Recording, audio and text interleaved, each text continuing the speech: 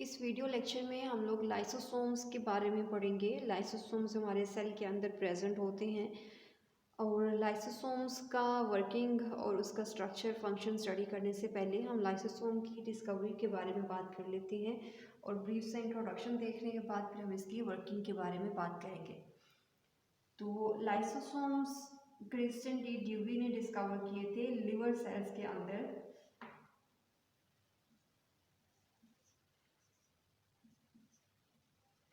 D dewy ने 1949 में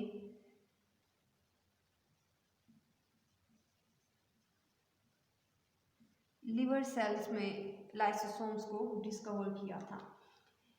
इसके अलावा अगर हम लाइसोसोम्स की प्रेजेंस और एब्सेंस की बात करें तो लाइसोसोम्स जितने भी यूकैरियोटिक सेल हैं सब यूकैरियोटिक सेल के अंदर लाइसोसोम्स प्रेजेंट होते हैं। वाइल प्रोकैरियोटिक सेल में because membrane bounded organelles absent होते हैं, तो जितने भी हमने ऑर्गेनेलिज अभी तक पढ़े हैं वो ऑर्गेनेलिज लाइसोसोम्स के अंदर किसी भी प्रोकैरियोटिक सेल के अंदर एब्सेंट होती हैं। तो लाइसोसोम्स जो हैं ये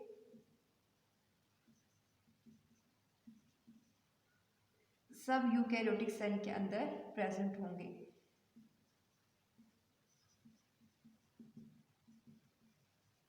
यूकैरियोटिक एंड प्रोकैरियोटिक दोनों सेल्स में क्या डिफरेंस होता है वो मैं आपको इस चैप्टर के स्टार्ट में बता चुकी हूँ फर्स्ट लेक्चर में। अगर आपने फर्स्ट लेक्चर नहीं देखा तो आप दोबारा से वो वीडियो ओपन करके देख सकते हैं।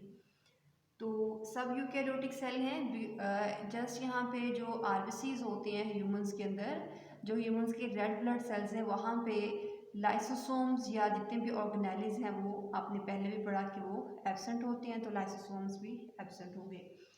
तो डिस्कवर डी ड्यूवी ने किया था 1949 में लिवर सेल्स में और सब यूकैरियोटिक सेल में प्रेजेंट हैं, जस्ट आरबीसीज के अंदर ये एब्सेंट होते हैं।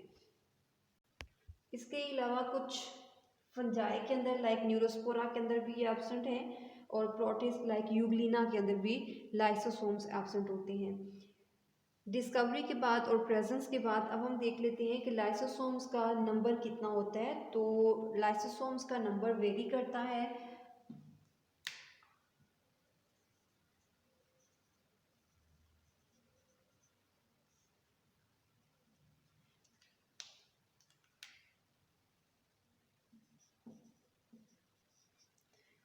अब वो सेल्स जिन्होंने लाइसिस नहीं करवानी होती है, ब्रेक डाउन नहीं करवानी होती है, डाइजेशन नहीं करवानी होती है, वहाँ पे लाइसोसोम्स का नंबर कम होगा। वाइल वो सारे सेल्स जो कि डाइजेशन करवाते हैं, डाइजेशन मीन्स के ब्रेक डाउन करवाते हैं, वो फूड की ब्रेक डाउन हो सकती है या किसी भी पार्टिकल की ब्रेक डाउन हो सकती है। तो डाइजेशन करवाने वाले सेल्स के अंदर लाइसोसोम्स का जो नंबर है वो ज़्यादा होता है एज़ कम्पेयर टू दो सेल्स जो कि डाइजेशन नहीं करवाते हैं। डाइजेशन नहीं करवाते इट मीन्स कि वो ब्रेक डाउन नहीं कराते हैं। तो डाइजेशन करवाने वाले सेल्स कौन से हैं, यहाँ पे फॉर एग्जांपल हम लिख लेते हैं जो हमारे वाइट ब्लड सेल्स होते हैं। वाइट ब्लड सेल्स का वर्किंग क्या होती है कि जितने भी एंटीजन किसी भी ऐसे सब्सटेंस को हम कहते हैं जो कि हमारी बॉडी के अंदर डिजीज़ काज करवाने वाला एजेंट एंटर होता है। वो किसी भी फूड के थ्रू एंटर हो सकता है, वो एयर के थ्रू एंटर हो सकता है या किसी भी पैसेज के थ्रू एंटर हुआ है। WBCs क्या करते हैं कि उन एंटर होने वाले सब्सटेंसेस को एंडोसाइटोसिस के प्रोसेस के थ्रू एनगल्फ करते हैं और इसको ब्रेक डाउन करवा देते हैं। जब ये वाला एंटीजन जो कि डिजीज़ काज करवाने के लिए एंटर हुआ था वो ब्रेक डाउन हो जाएगा तो वो डिजीज़ काज नहीं करवा सकता, हमारी बॉडी जो है वो सेफ रहती है। तो एक हमने एग्जांपल ली, डाइजेशन मीन्स ब्रेक डाउन करवानी है। ये ब्रेक डाउन किसी भी फूड के पार्टिकल की हो सकती है या किसी भी ऐसे सब्सटेंस की हो सकती है जो कि हमारी बॉडी के लिए हार्मफुल हो सकता है। तो WBCs जो हैं ये एंटीजन्स की ब्रेक डाउन करवा के एंटीजन्स को डिजीज़ काज नहीं करवाने देते हैं। और इसके अलावा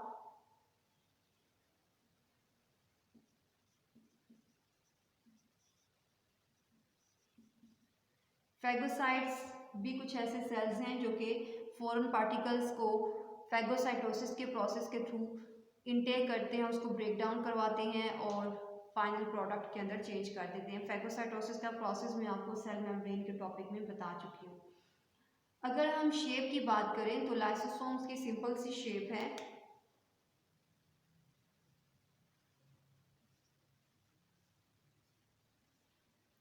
जस्ट एक स्फेरिकल शेप का सैक है, बैग लाइक स्ट्रक्चर है और उस बैग के अंदर एंजाइम्स एनक्लोज हुए होते हैं। ठीक है, इस तरह का स्फेरिकल शेप का स्ट्रक्चर है।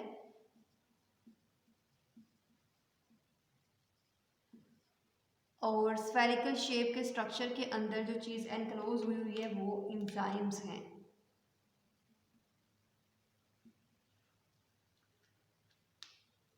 जो ब्लू में मैंने ड्रॉ किया है ये, इसे आप मैट्रिक्स भी कह सकते हो। सेल का इनर मैट्रिक्स है जिसके अंदर क्या चीज़ एनक्लोज है, एंजाइम्स। मैट्रिक्स वो सारे एरिया है, वो सारी साइट है जहाँ पे ये इंजाइम्स प्रेजेंट है। ब्लू कलर में जो मैंने ड्रॉ किया है वो इंजाइम्स है।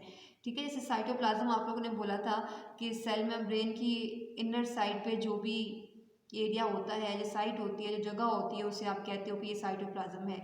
इसी तरह से लाइसोसोम का इनर जो साइट होगी, जो जगह होगी, उसे आप मैट्रिक्स बोलोगे। और मैट्रिक्स के अंदर क्या चीज़ है, इंजाइम्स हमने ब्लू कलर में ड्रॉ कर दिए। ठीक है, सो ये सारा जो पोर्शन है ये मैट्रिक्स का है और ये जो ब्लू में हमने ड्रॉ किए हैं ये एंजाइम्स हैं। यही सिंपल सा स्ट्रक्चर लाइसोसोम का है, ये शेप भी है और उसका स्ट्रक्चर भी है। तो स्ट्रक्चर जब भी आप फिर लाइसोसोम का लिखेंगे तो उसमें आपने जस्ट यही चीज़ बतानी है कि दो चीज़ों का बना हुआ है स्ट्रक्चर इसका लाइसोसोम का। एक उसके अंदर आउटर मेम्ब्रेन प्रेजेंट है, लाइसोसोम की मेम्ब्रेन, और एक उसमें मैट्रिक्स प्रेजेंट है। और मैट्रिक्स में क्या चीज़ें हैं, एंजाइम्स प्रेजेंट हैं। एंजाइम्स कोई भी ऐसी चीज़ होती है जो कि रेट ऑफ रिएक्शन को एनहांस करती है, रेट ऑफ रिएक्शन को एनहांस करती है। फॉर एग्जांपल एक रिएक्शन है, उसने दो डिफरेंट सब्सटेंसेस को कंबाइन करवाना है और कंबाइन करवा के एक बड़े साइज का सब्सटेंस को बनाना है। फॉर एग्जांपल ये वाला जो रिएक्शन है, दो सब्सटेंसेस को कंबाइन करके एक बड़ा सब्सटेंस बनाना है, ये पहले 3 days में कंप्लीट हो रहा था। ये विदाउट एंजाइम इतना टाइम ले रहा था। अगर आप इसके अंदर, इस रिएक्शन के अंदर कोई ऐसी चीज़ डाल दो जो कि इसके रेट ऑफ रिएक्शन को, उसकी स्पीड को एनहांस कर दे, तो तब क्या होता है कि एंजाइम की प्रेजेंस में ये दोनों स्मॉलर मॉलिक्यूल जो हैं ये कंबाइन करके बड़े साइज का जो मॉलिक्यूल है वो 1 मिनट के अंदर बना देते हैं। तो इट मीन्स कि एंजाइम्स आपकी बॉडी के अंदर रिएक्शंस के रेट को एनहांस करके उनको जल्दी कंप्लीट करवाते हैं और आपकी नीड्स को पूरा करते हैं। और ये एंजाइम्स कहाँ पे प्रेजेंट हैं, मेम्ब्रेन की इनर साइड पर जो जगह है लाइसोसोम की, वहाँ पे प्रेजेंट है। और ये एंजाइम्स लाइसोसोम के केस में किस टाइप के हो सकते हैं, उनके नेम हम यहाँ पे मेंशन कर लेते हैं। जितने भी एंजाइम्स लाइसोसोम्स के अंदर प्रेजेंट होते हैं वो सारे एंजाइम्स हाइड्रोलिटिक होते हैं।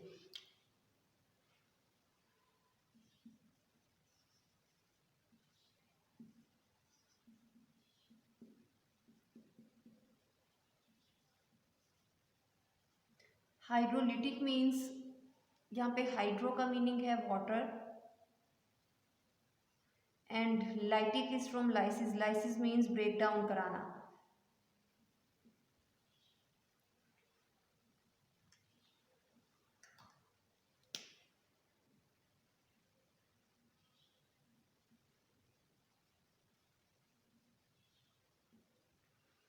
इट मीन्स कि ये वाले जो एंजाइम्स हैं ये वाटर की प्रेजेंस में ब्रेक डाउन करवाते हैं। बहुत से स्टूडेंट्स को मैं हाइड्रोलिटिक का अगर क्वेश्चन करती हूँ तो वो आंसर क्या करते हैं कि hydro means water and lytic means break down, break down of water is called hydrolytic, जो कि इनकरेक्ट है।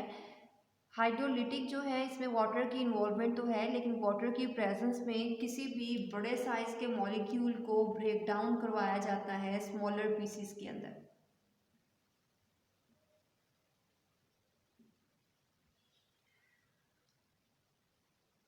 यहाँ पे जो हमने रिएक्शन लिखा हुआ है इसमें सिंथेसिस हो रही थी कि दो स्मॉलर मॉलिक्यूल्स कंबाइन करके एक बड़े साइज का मॉलिक्यूल बना रहे थे। वाइल इस केस में जो कि लाइसोसोम्स के एंजाइम्स हैं वो क्या करवाते हैं कि वो बड़े साइज के मॉलिक्यूल को ब्रेक डाउन करवा देते हैं स्मॉलर पीसेस के अंदर। इट मीन्स के ये रिवर्स करवाते हैं इस प्रोसेस के। ये जस्ट हमने एक एग्जांपल ली थी, लाइसोसोम से रिलेटेड नहीं है। लाइसोसोम में हमेशा एक बड़े साइज का मॉलिक्यूल ब्रेक डाउन होता है स्मॉलर पीसेस के अंदर। अब हम वो सारे एंजाइम्स जो कि लाइसोसोम्स में प्रेजेंट होते हैं उनकी लिस्ट बना लेते हैं, फिर उसके बाद हम लाइसोसोम की वर्किंग को डिस्कस कर लेंगे।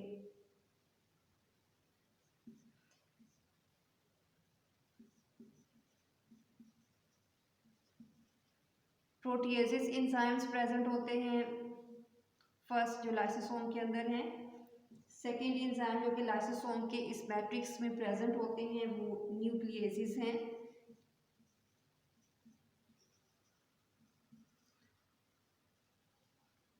थर्ड एंजाइम जो कि लाइसोसोम के अंदर प्रेजेंट होंगे वो है ग्लाइकोसाइटोसिस।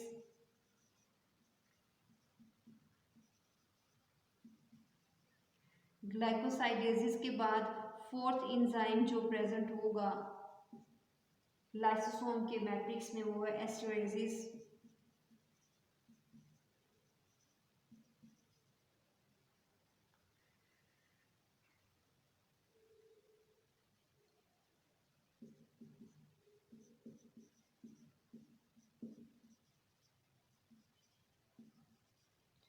Fifth enzyme phosphatases and last one सल्फेटेसिस।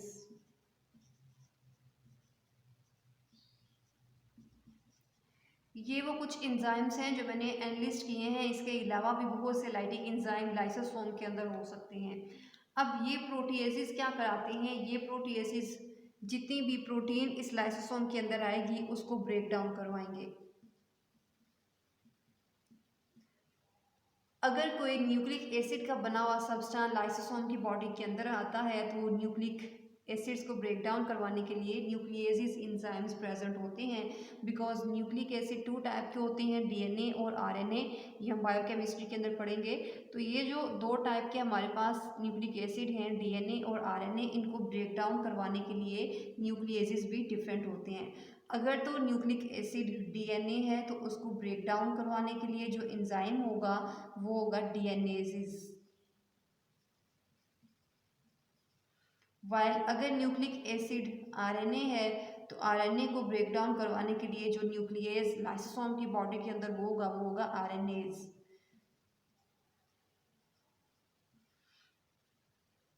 इसी तरह से जो कार्बोहाइड्रेट्स हैं, कार्बोहाइड्रेट्स के जितने भी स्मॉलर मॉलिक्यूल्स हैं वो एक दूसरे से कंबाइन करने के लिए जिस बॉन्ड के थ्रू कंबाइन करते हैं वो है ग्लाइकोसिडिक बॉन्ड।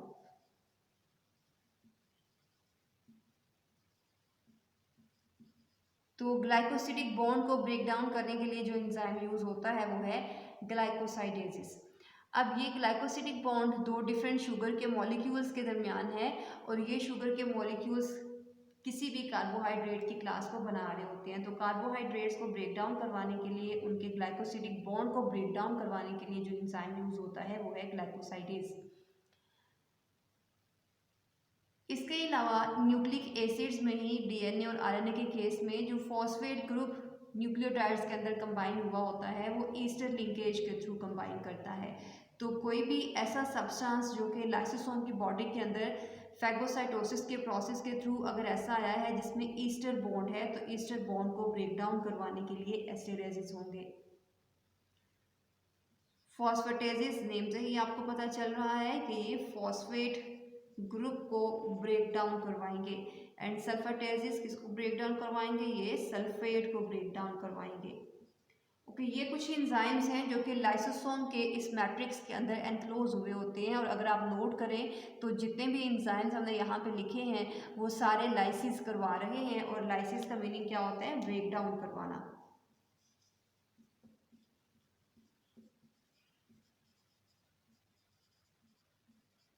और ब्रेक डाउन करवाने के प्रोसेस को हम क्या कहते हैं, ये डाइजेशन हो रही है।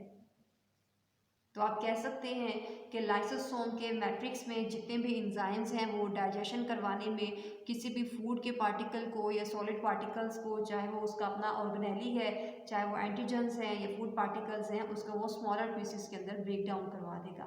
और ये ब्रेक डाउन जो है वो लाइसोसोम के अंदर प्रेजेंट, मैट्रिक्स के अंदर प्रेजेंट एंजाइम्स करवा रहे हैं। बिकॉज ये सारे एंजाइम्स जो हैं ये लाइसिस करवाते हैं, तो हम इनकी एंजाइम्स को कहते हैं ये हाइड्रोलिटिक एंजाइम्स हैं। हाइड्रोलिटिक एंजाइम्स मींस कि ये एंजाइम्स लाइसिस तो करवाते हैं, लेकिन लाइसिस करवाने के लिए इन्हें किसकी हेल्प लेना पड़ती है? वाटर की हेल्प लेना पड़ती है। बाकी जो इनकी केमिस्ट्री है कि ये किस तरह से वाटर की एडिशन से ब्रेक डाउन होती है, वो इंशाल्लाह हम बायोकेमिस्ट्री सब्जेक्ट के अंदर पढ़ेंगे। यहाँ पे जस्ट आप लोगों ने ये नेम्स याद रखने हैं कि एंजाइम्स कौन से प्रेजेंट हो सकते हैं लाइसोसोम में और उन सब का फंक्शन क्या होता है। इस वीडियो के अंदर आप लोगों ने लाइसोसोम्स का इंट्रोडक्शन देखा और इंट्रोडक्शन के बाद उसका स्ट्रक्चर देखा, जो कि सबसे सिंपलर स्ट्रक्चर है लाइसोसोम का। सिंपलर क्यों है? बिकॉज जस्ट एक बैग लाइक स्ट्रक्चर है। इस बैग लाइक स्ट्रक्चर का एक आउटर कवर है और आउटर कवर के अंदर इंजाइम्स को इनक्लोज किया हुआ है उससे। और वो इंजाइम्स की नेचर क्या होती है? उनकी इंजाइम्स की नेचर लाइटिक नेचर होती है। लाइसिस करवाते हैं, वो ब्रेक डाउन करवाते हैं। वो ब्रेक डाउन प्रोटीन्स की हो सकती है, न्यूक्लिक एसिड्स की हो सकती है, कार्बोहाइड्रेट्स की, ester bond phosphate and sulphate की हो सकती है। लाइसोसोम्स के इंट्रोडक्शन के बाद नेक्स्ट वीडियो में इंशाल्लाह हम देखेंगे कि लाइसोसोम वर्किंग किस तरह होती है, वो किस तरह वर्क करते हैं, उनका क्या फंक्शन होता है। आपको इस इंट्रोडक्शन में कोई भी क्वेश्चन है तो आप इस वीडियो के नीचे कमेंट करके पूछ सकते हैं।